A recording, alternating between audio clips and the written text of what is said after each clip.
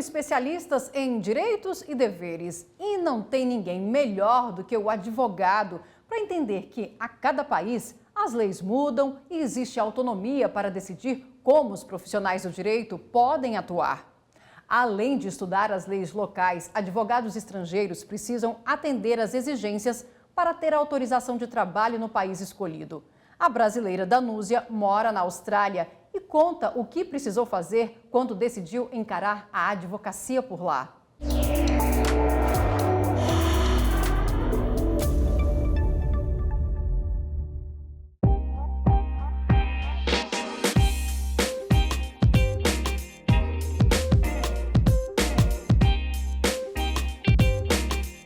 Meu nome é Danúzia Pontes, eu sou de São Paulo, moro aqui em Sydney, New South Wales, no estado de New South Wales, desde 2001 e eu vim pra cá com o intuito de aprender inglês.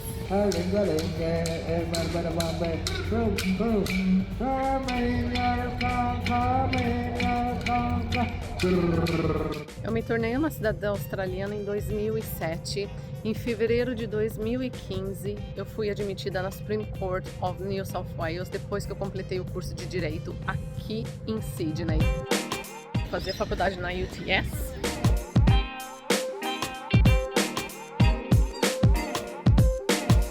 O meu sonho pelo direito começou quando eu comecei na defensoria, que eu fui contratada para trabalhar na área de marketing. E aí eu fui desenvolvendo aquele affair com o direito. E foi exatamente nesse prédio aqui, ó, nesse prédio aqui que eu estudei. Obrigada por ter agendado a sua consulta comigo. Eu trabalho na defensoria já faz 17 anos e eu tive esse sonho, eu tive essa visão de vir aqui para a faculdade estudar. Eu não era formada no Brasil, não tenho formação de direito no Brasil, formei em publicidade e propaganda, mas com o trabalho da defensoria eu vi como apaixonante nós podermos ajudar as pessoas que não têm, né, as habilidades que nós temos como advogados.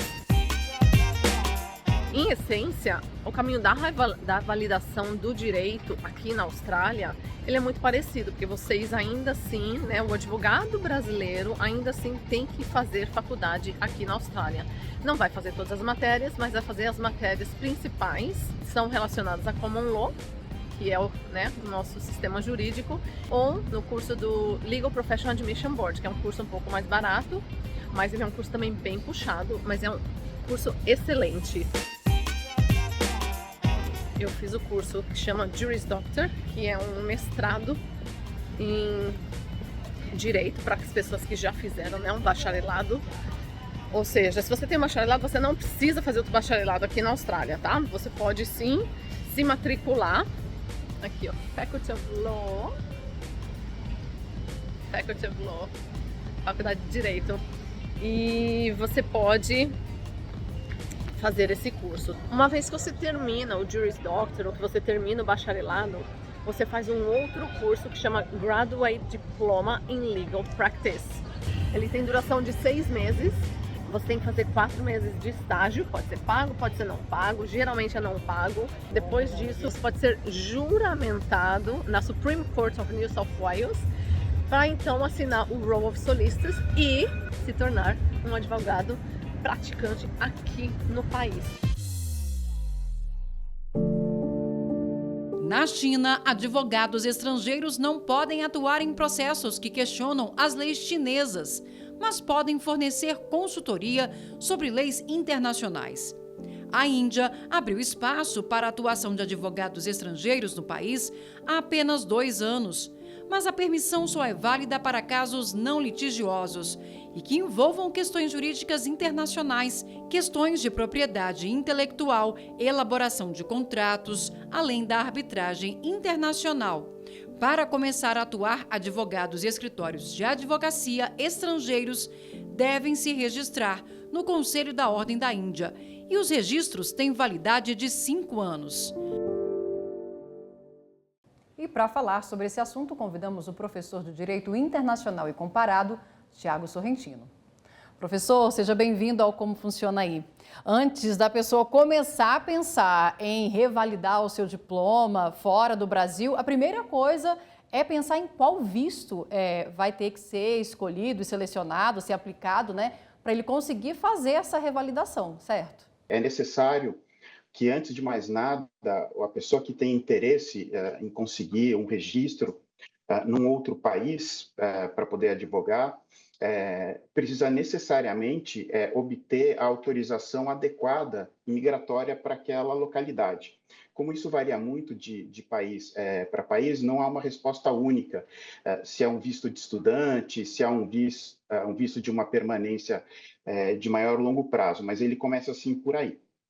Agora, é bem rigoroso esse processo de revalidação que a Danúzia estava mostrando na Austrália, né? Por que é importante passar por tantas etapas antes de começar a realmente receber o seu registro e atuar no país escolhido?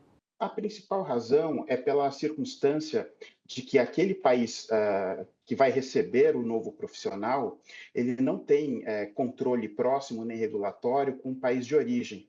Então, ele não sabe como são as faculdades, não sabe como é o ensino de direito, não sabe quais são os requisitos para captação, para a habilitação daquele profissional. Então, existe uma preocupação maior para que aquele profissional que vá prestar serviços no território de destino não cometa erros, especialmente erros que envolvam questões caras, né, de uma forma geral, num denominador comum para todo mundo, como liberdade e a proteção do patrimônio.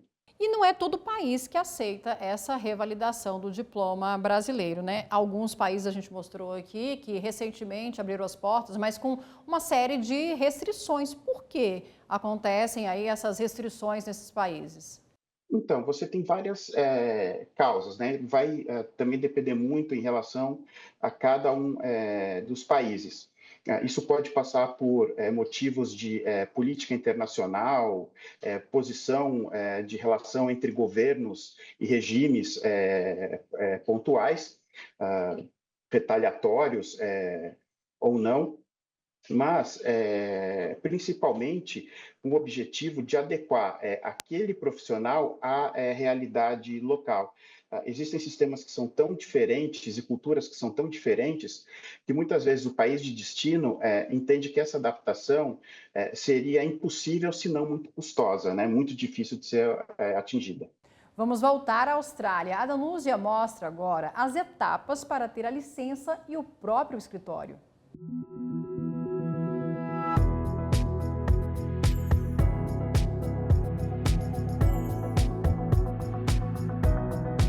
Em 2016, eu comecei o Graduate Diploma in Migration Law and Practice para atuar como agente de imigração. Por quê? Porque quando você sai da faculdade de Direito e quando você é admitido como advogado, você não pode simplesmente abrir o seu próprio escritório.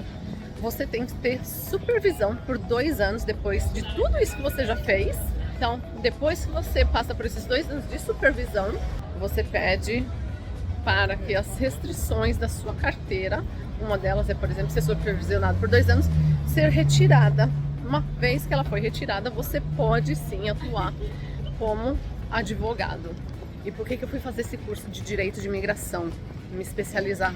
Bom, primeiro que eu não estudei Direito de Imigração na faculdade, então eu queria ter o conhecimento. Com esse curso feito, eu poderia tirar a licença de agente de imigração, da qual eu não teria nenhuma restrição na minha carteira para poder estar atuando, para poder abrir o meu próprio escritório, que era o que eu queria fazer, e continuar trabalhando na defensoria. E através desse trabalho que eu desempenho com o direito de imigração, eu já ajudei mais de 500 brasileiros a conquistarem a residência permanente. Como que você está se sentindo aqui nessa cerimônia? I'm very nervous, muito nervosa. Por quê?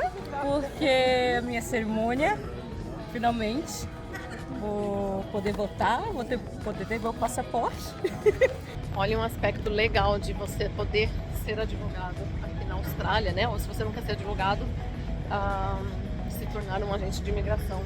Tá vendo esse barco aqui? Imagina quantos passageiros não precisaram de um serviço de agente de imigração para poder estar aqui, ó, nesse porto. Quem é advogado no Brasil e não quer praticar as leis locais, as leis australianas, mas você quer manter um escritório aqui em New South Wales, por exemplo, atuando com direito brasileiro, você não precisa, obviamente, ir para a faculdade aqui, mas você precisa pedir autorização para o Law Society of New South Wales, que o Law Society of New South Wales é o equivalente da OAB aí do Brasil. Uma pergunta muito corriqueira que eu tenho é: vocês precisam fazer a prova da OAB aí? Algo equivalente? Não, a gente não precisa, justamente por esse curso que a gente faz em seguida do Juris Doctor ou do Bachelor, justamente pelo tempo de estágio que a gente faz. Então a gente não precisa fazer prova, mas a gente precisa passar por todo esse processo, que não deixa de ser um processo árduo também, mas não existe prova na OAB. Cada estado tem a sua própria OAB, né, que é o Law Society. Gostaria de agradecer imensamente o convite da TV Justiça. Professor, a gente viu a Danúzia falando que não tem prova da ordem, mas o advogado brasileiro que atua no exterior, que tem o seu registro na OAB brasileira, né, essa ordem brasileira, ele está sujeito às regras da OAB? Sim, sem dúvida. Se qualquer profissional pretende atuar ou praticar um ato privativo de advogado, seja ele um ato consultivo ou um ato de representação perante um tribunal, perante uma corte de justiça, eles têm que se submeter, sim, à regulamentação legal, e dentro dessa regulamentação legal, a OAB tem uma competência bastante larga, tem um leque muito grande, que vai desde do acreditamento, do reconhecimento, né, dos requisitos para aquela pessoa se tornar advogado, como o seu controle ético. E o Brasil tem uma série de acordos, né, de equivalência para a atuação de advogados em outros países, inclusive nos países do Mercosul. Como que isso funciona? Então, o Brasil, de fato, tem diversos acordos, né, diversos tratados assinados que facilitam um pouco mais esse trâmite. O trâmite se torna um pouco mais amigável, mas não é automático, não é algo que garanta, né, ao cidadão brasileiro inscrito nos quadros da Ordem dos Advogados do Brasil acesso imediato ao mercado internacional, e você tem que passar por controles, revalidações, certificações. A diferença é que é um pouco mais agradável, né? Não é tão rugoso esse processo, mas de forma alguma é fácil. E os advogados estrangeiros que podem atuar no Brasil, mesmo sem acordo de equivalência? Se o estrangeiro deseja praticar direito internacional no Brasil, ele vai precisar se inscrever na Ordem dos Advogados do Brasil. Existe um provimento, né, da OAB que regulamenta. Ele vai precisar fazer esse registro e atender, então, os requisitos de idoneidade, controle da própria certificação no país de origem. Agora, ele não pode praticar o direito brasileiro, ele não pode exercer um ato privativo de advogado em relação ao direito brasileiro. Para isso, ele teria que se submeter ao processo aqui nacional, como qualquer outro postulante, qualquer outro estudante de direito. Agora, ainda que não exista acordo de equivalência do Brasil e o outro país, o advogado pode ainda assim pedir, vamos dizer assim, registro, tentar atuar nos tribunais desse país, ou só pode atuar no país em que o Brasil fez acordo de equivalência? Não, ele pode, ele precisa verificar, né, o país de destino, qual é o regramento, se esse país abre ou não essa possibilidade para que estrangeiros atuem, e verificar, então, qual é o requisito e qual é o escopo de atuação. Vamos fazer agora um breve intervalo e a gente volta já já.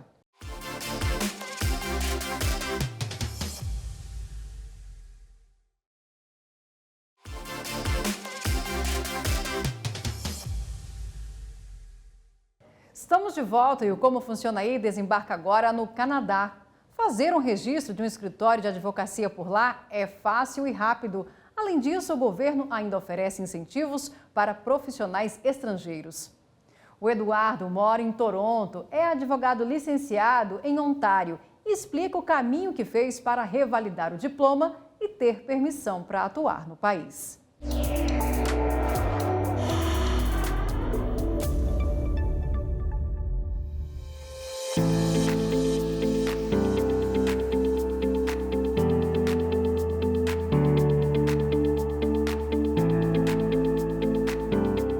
sou Eduardo Oliveira, eu sou advogado e empreendedor aqui no Canadá, na província de Ontário, e hoje eu vou falar um pouquinho para vocês da minha história e da minha trajetória como advogado aqui no Canadá.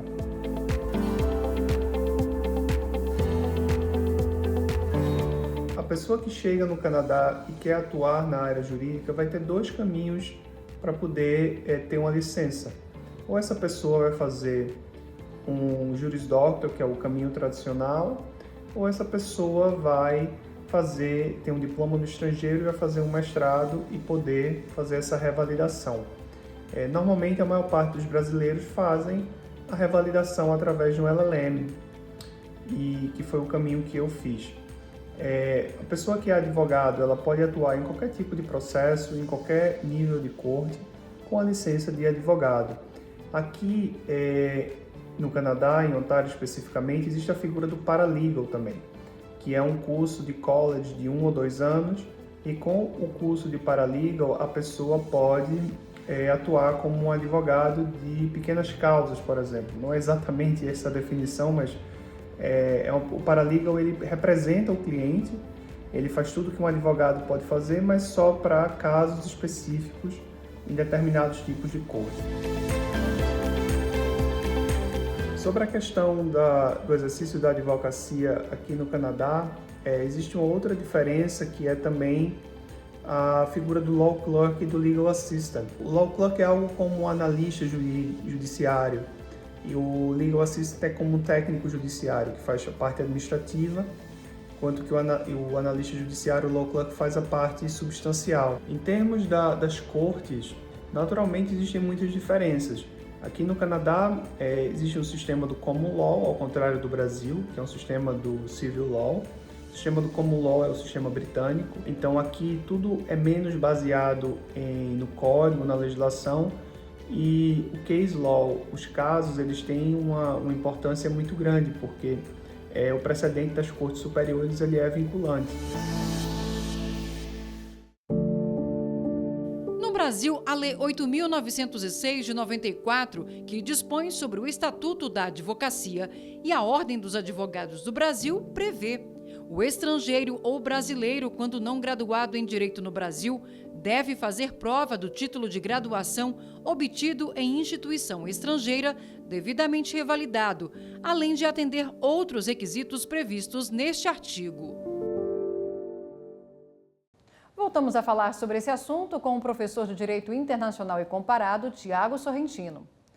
Professor Tiago, no Canadá, a gente viu aí o Eduardo contando sobre um profissional que a gente não tem aqui no Brasil, chamado paralegal. Explica pra gente um pouco como que ele trabalha, como que ele atua no país, e tem outros países também, né? Sim, a figura do paralegal, ela é bastante difundida em parte do mundo, porque ela visa atender uma necessidade técnica de um profissional que tenha aprendido a executar determinados atos, mas não necessariamente assuma total domínio e responsabilidade sobre aquela área. Então, muitas vezes, você tem áreas relativas à pesquisa, relativas a exame de questões formais, e nesses lugares, né, nessas unidades soberanas, se entendeu que isso deveria ser regulamentado e deveria haver um lugar especial para esse profissional, que nós não temos no Brasil. Tem outros profissionais também, né, no Canadá, além do paralegal, que não é um advogado licenciado, né? Sim, na verdade, você, quando utiliza as expressões, né, o law clerk, você se refere mais àquele assessor, né, aquela pessoa que trabalha na estrutura do judiciário. Mas isso também pode existir na atuação de entidades privadas, em que você tem, por exemplo, um apoio muito grande para atividades investigativas, para colheita de dados, análise empírica. Voltando um pouco sobre aquela questão da equivalência, como que ficaram os registros dos advogados que tinham licença em Portugal depois que a ordem portuguesa não renovou o acordo de atuação no país? Então, em relação específica a Portugal, o que acabou acontecendo? Foi preservado a segurança jurídica, né?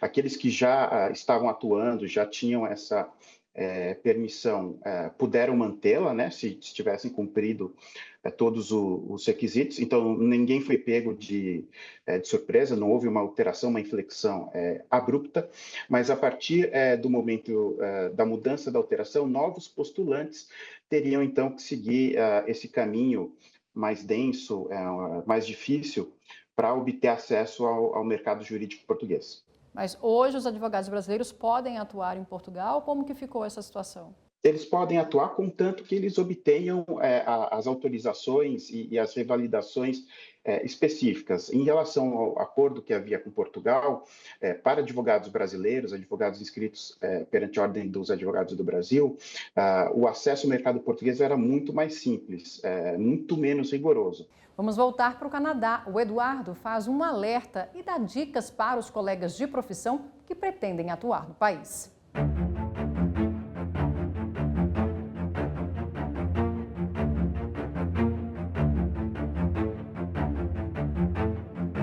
No Canadá, em Ontário especificamente, você pode operar através de um business number ou através de uma corporação. Operando com um business number seria como você usar o seu CPF para fazer negócio, com o seu próprio nome. Então, você não tem uma entidade jurídica, uma pessoa jurídica separada, que seria o caso da corporação. Existem várias vantagens em ter uma corporação, como, por exemplo, você separar a sua pessoa física da pessoa jurídica, em termos de qualquer tipo de problema que a corporação venha a ter. Isso não vai afetar a sua pessoa física. Por outro lado, você operar com business number é algo mais simples, porque você requer menos sofisticação, requer menos burocracia e também não precisa, você vai gastar menos com contador, etc. Aqui no Canadá as coisas são mais simples. Para você ter um business number, você vai gastar 5 minutos para criar tudo online de forma muito fácil. É a mesma coisa com o HST. O HST é um imposto de vendas. E isso também é um processo simplificado, é um processo que é feito para a pessoa comum conseguir fazer sem que ela tenha a orientação de nenhum tipo de profissional, seja um advogado ou um contador. Existe a Ordem dos Advogados, sim, mas ela é provincial, ela não é federal. Em vários segmentos aqui no Canadá, tudo é mais voltado à atuação provincial. Então, existe a Law Society of Ontario, que regula os advogados, é uma autorregulação, assim como no Brasil. Agradeço muito ao convite de estar aqui no programa Como Funciona Aí. Professor Tiago, queria saber se mudam as regras, se a atuação do advogado for remota. Por exemplo, ele está aqui no Brasil, mas pode atuar no Canadá, na Austrália ou em outro país. Todo país vai exigir que um profissional que atue em relação a direito doméstico, ao próprio direito, passe pelos canais, seja de revalidação, seja de aprovação, enfim, eles sempre vão aplicar a prerrogativa de fazer o controle não só da capacidade técnica, mas também deontológico, né, de ética daquele profissional. Então, o lugar que ele está, a rigor, não vai alterar essa regra, né, esse tipo de competência. Agora, evidentemente, se um advogado está numa outra jurisdição, está num outro estado soberano, fica mais difícil para aquele estado de destino realizar algum tipo de controle. Mas essa é uma dificuldade empírica, prática. Do ponto de vista legal, todas as entidades soberanas vão reter a competência e vão fazer questão de exercer essa competência se alguém estiver falando sobre o direito local. Doutor Tiago, muito obrigada pelas explicações aqui no nosso programa. E a gente fica por aqui, preparando a nossa próxima viagem. Siga a gente nas nossas redes sociais. É só digitar @Rádio e TV Justiça que você encontra o nosso conteúdo lá. Até a próxima!